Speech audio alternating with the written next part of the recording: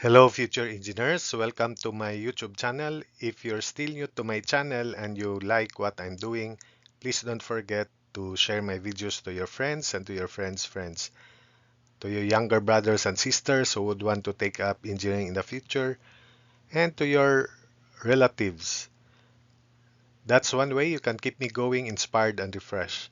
Now, if you find my videos interesting and important to your studies, also please don't forget to subscribe.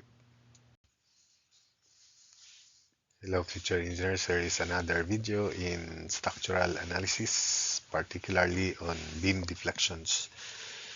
For the beam with constant EI and loaded as shown below by double integration method, determine the maximum deflection. So we take note of symmetry that we don't need to extend the section beyond the center. So it's up to here because at the center, the slope of the tangent is 0 or the tangent line is horizontal.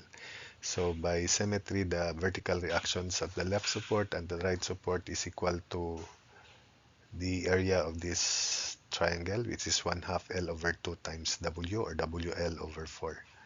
So that's also WL over 4.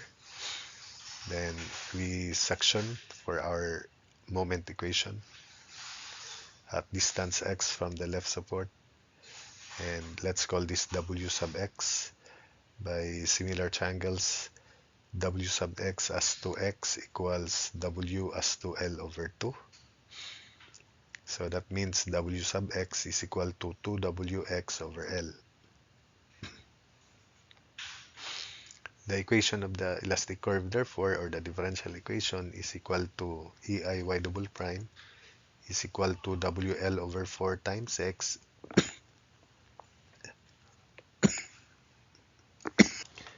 minus 1/2 of x times Wx, which is 2WX over L times x over 3 for the moment arm. Simplifying, AIY double prime is WL over 4x minus WX cube over 3L.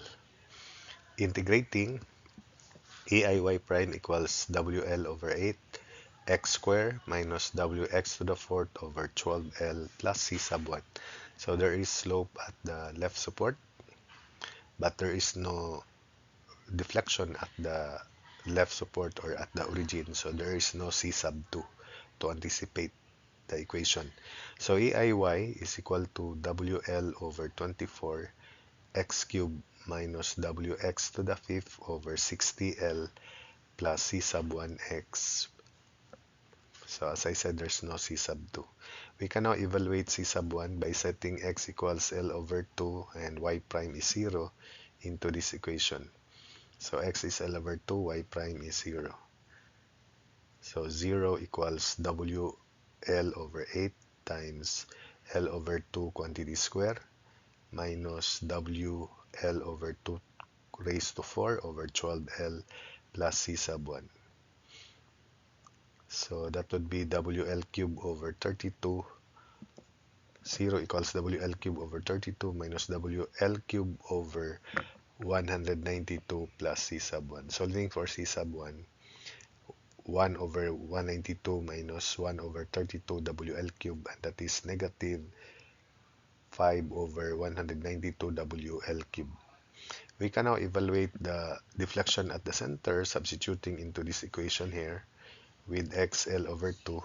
So EI delta at center is equal to WL over 24 times quantity L over 2 cube minus W times L over 2 raised to 5 over 60L, then plus C sub 1, which is quantity negative 5 over 192 WL cube times X, which is L over 2.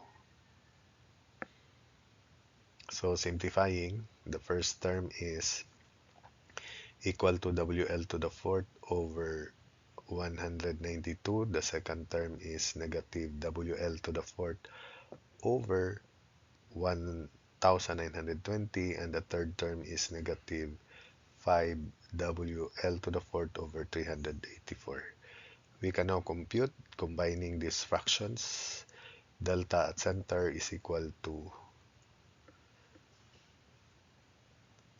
negative WL to the fourth over 120 EI. So that's it for this video. I hope that you gain experience, especially for beams that are symmetrically loaded, and the technique in evaluating the deflection at the center.